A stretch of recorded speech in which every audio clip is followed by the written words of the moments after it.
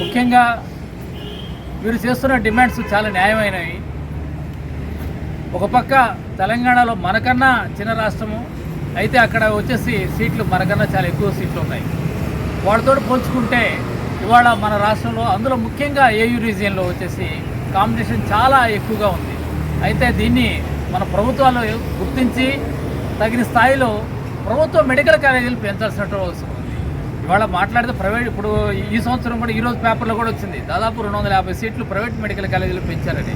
అంటే 250 సీట్లు పెరిగినా కూడా ప్రజలకు ఉపయోగపడాయి, పేద మధ్యతరగతి ఉపయోగపడాయి, కన్వీనర్ కోటాలో మాత్రమే అవి ఉపయోగపడతాయి.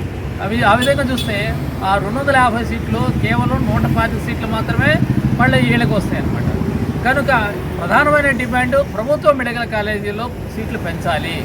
ఆ విధంగా పెంచినట్లయితే పేద మధ్యతరగతి ప్రజలు చదువుకోవడానికి అనుకూలంగా ఉంటుంది. కాబట్టి ఈ డిమాండ్ తోటి ప్రధానంగా ఇక్కడ ఈరోజు నిరాకరణ దీక్ష చేయడం జరుగుతుంది. అట్లానే ఒకవైపు ఒకనాడు తెలంగాణ మనం కలిసి ఉన్నాం. ఇవాళ మనం పోల్చి చూసుకోవాలంటే ఏంటంటే ప్రక్కన ఉన్నటువంటి తెలంగాణతో పోల్చి చూసుకుంటాం, కానీ ఎక్కడో ఉన్నటువంటి ఉత్తరప్రదేశ్తోనో బీహార్తోటో పోల్చి చూసుకోం. కాబట్టి మనకు కూడా అదే రేషియోలో పెంచే విధంగా ఈ ప్రభుత్వాలు అనేది కృషి చేయాలని చెప్పేసి ఈ తల్లిదండ్రులు కోరుతున్నారు. అది కాకుండా ఇంకోటి ఏంటంటే ఒక ప్రభుత్వం ఒక పథకం మొదలుపెట్టితే రెండో ప్రభుత్వం వచ్చినప్పుడు దాన్ని కొనసాగిస్తే ఈ రాష్ట్ర ప్రజలకు మేలు జరుగుతుంది తప్ప ఒక ప్రభుత్వం మొదలు పెడితే రెండో ప్రభుత్వం వచ్చి ఆ పథకాన్ని ఆపేస్తే ఇక్కడ ప్రజలందరూ నష్టపోతున్నారు. వాళ్ళు ఇవాళ ఒక పార్టీల మధ్య గొడవలాగా చూడకూడదు.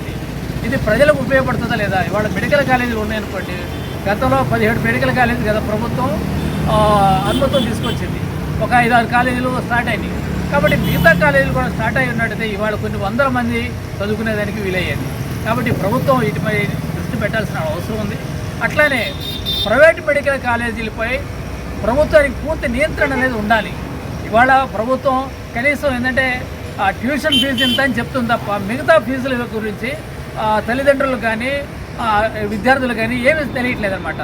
ఆ కాలేజీకి వెళ్తే వాళ్ళు ఎంత డిమాండ్ చేస్తారో తెలియని పరిస్థితి ఉంది. ఆ డిమాండ్ చేసిన ఆ అమౌంట్ కూడా వాళ్ళు సక్రమంగా రసీదులు ఇవ్వటం లేదు, అక్రమంగా వసూలు చేస్తున్నారు. కాబట్టి పూర్తిగా ప్రైవేట్ మెడికల్ కాలేజీల అక్రమంగా వసూళ్లపై ప్రభుత్వం నిఘా పెట్టాలి.